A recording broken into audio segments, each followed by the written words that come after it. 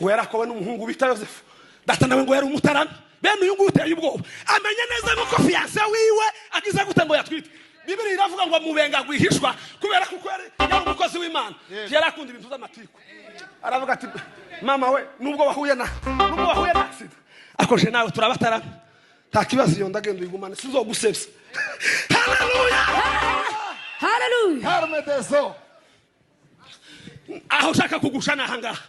Abanyabwenge ngo babone inyenyeri cyane ijambo mushaka kubabwira ngo barayikurikira baragenda barayikurikira ngo bagera kwa Herode baramubwira ngo Herode uzawibuka ko abashamburizi bavuze ngo umwami azovuka niko abahanuzi bavuze ko hari umwami uzovuka none ko turamushaka inyenyeri zimiriye hano hantu aravuga ati mugende yazibona aravuga ati mugende ba papa mushakisha ngo aba mu gitondo cyamaze kumushaka kwa Herode bamabirukanga gutya ngo basoke mwa Herode inyenyeri yamiba yamigarukira bakurikira. Haleluya. Iragenda mwigera muri quartier Yesu yavukiyemo ngo irahagarara ngo ihagarara binjira mu nzu ngo basanga atera Imana gutya nikoko Herimani imwe gusa data we Imana ya Isaka na Yakobo Imana imbaraga turamya igendera mugasigara mukabakaba mukaza mugishaka gucya mukakibura. Reka tugifatira nyakiri kare kugira ngo dukomereze Imana tugirire neza.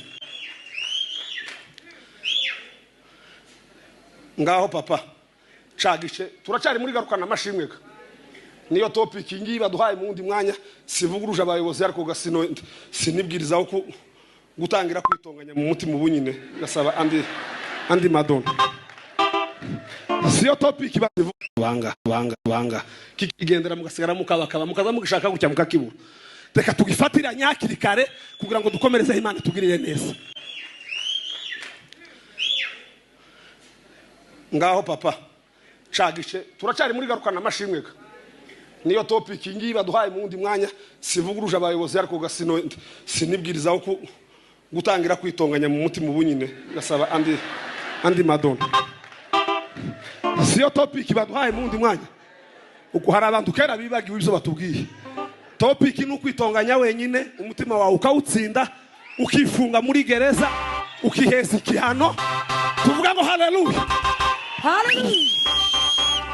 Haleluya. Amen.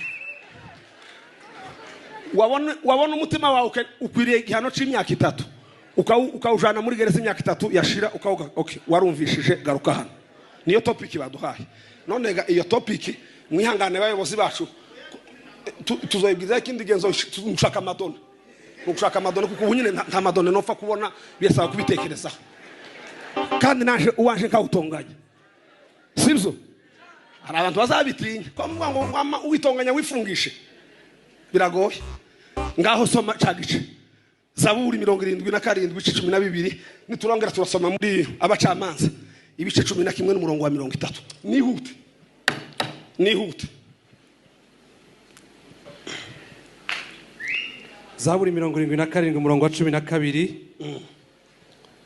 Nzibutsa abantu bikomeye Uwiteka yakoze. Hijya igasogwe. Hirya zagikogwa. Niho yaratuye.